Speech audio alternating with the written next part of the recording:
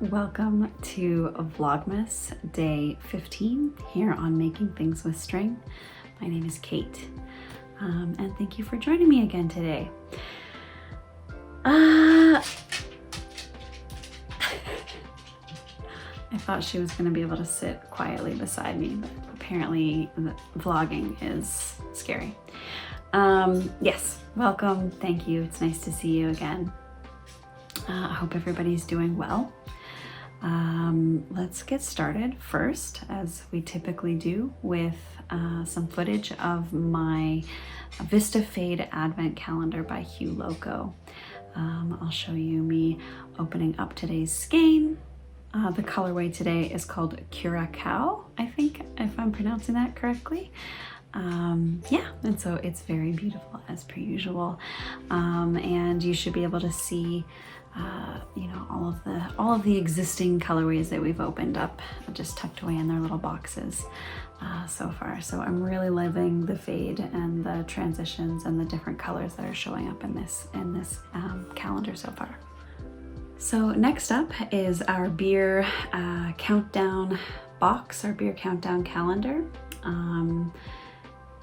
We actually opened and drank the beer already, and Neil, my husband, took the recyclable bag out, so I don't actually have the can, and I can't actually remember the name of the beer. I think it was just a pretty standard IPA. Is it Route 9? Anyways, you're seeing the footage. I'll put the name of the beer on screen as text. It was a nice IPA, but it's kind of a beer that you can get at the liquor store. It's a local brewery, and so you know, that fits with the theme, but it wasn't anything super exciting or special or unique, but it was delicious. Yeah, so that was our beer countdown calendar for the day. The last daily holiday countdown thing that I'm doing is the Holiday Countdown Sal by Evertote, Leo and Roxy Floss Co. and Modern Folk Embroidery. And I just took a little clip of that piece, and there have been some slight complications with it, so I'm just going to insert a clip of me here narrating while showing you the piece to explain what has happened. All right, so here is what the 14th day looks like. I've pretty much finished the stitches. They've all occurred up here. And what I've done is I've added in these little triangles that are done with the same color as the day one color. And we've added in these borders. But I made a mistake, and I realized that something was wrong when I got to here, and this triangle motif ends 3 spaces before the end of the border, which it only ends 2 spaces before the border in the pattern. So after staring at it for a bit, I realized that the problem is up here.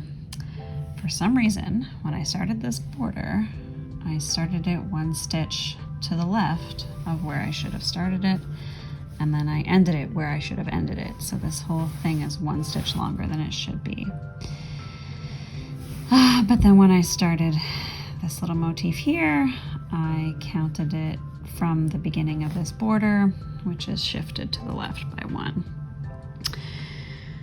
So I can't decide if this is something I really need to fix or not.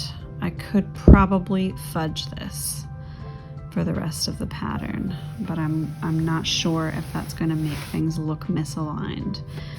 If I tear it up, I have to tear out all of the green, and